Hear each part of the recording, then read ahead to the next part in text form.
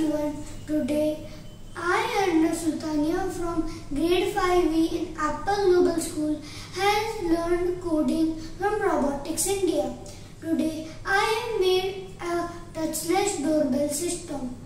In this project, the components that are used are Arduino, a USB A to B cable, IR sensor, buzzer and some male to female cable wires.